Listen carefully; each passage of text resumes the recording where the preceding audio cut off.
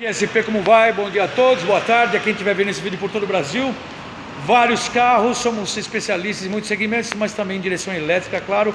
Hoje eu quero falar para você, direção elétrica Honda Civic, que infelizmente apresenta vários problemas, embora seja uma coisa muito boa, uma direção muito macia, claro, mas uma tecnologia relativamente nova. Às vezes a direção fica dura do Honda, quando não, o problema mais corriqueiro é que começa a produzir barulho quando você passa em lombados ou rua esburacada, aquela barulheira que realmente incomoda. Claro, porque existem folgas. Hoje eu quero falar alguma coisa, porque a SP é referência em São Paulo em reparação de direção. Quero falar para vocês acerca desse problema, qual que é a metodologia, como que a gente pode resolver. Vou falar com o técnico aqui na bancada, para vocês terem uma noção como faz. Olá, bom dia, Abel Roberto, tudo bem? Sem dar risada, é claro? Bom dia. Bom dia, como vai? Betão, você está fazendo a manutenção aqui na caixa do Honda, certo? Certo. Honda Civic. LXL. Essa caixa estava dura. Tava dura.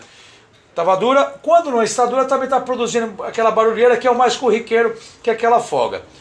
Qual foi o tipo de reparo?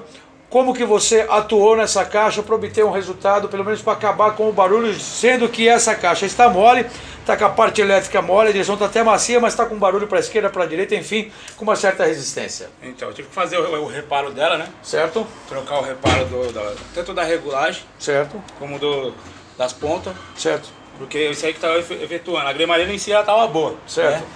Porém, tem gremalheira também que dá problema. Aqui nesses êmbolos aqui, a folga também pode surgir aqui na parte interna dos êmbolos. Isso, com certeza. Porque às vezes o cara começa a forçar aqui até a regulagem, né? Que é esse parafuso aqui, ó. Ele vai forçando, ele vai. Só que existe uma folga interna. Tem uma folga interna, tem uma folga de trabalho. Se não tiver. Em muitos casos pode até trincar aqui esse pescoço, né? Trinca, chega a quebrar o pescoço embaixo. Por causa que existe folga aqui, o cara quer tirar a folga na regulagem. Isso. E acaba quebrando. Acaba quebrando, ele estrangula aqui, na hora do esterço ele quebra. Certo. Eu quero dizer para todos os clientes que estão vendo aqui esse vídeo que é possível fazer uma reparação na caixa. Possível.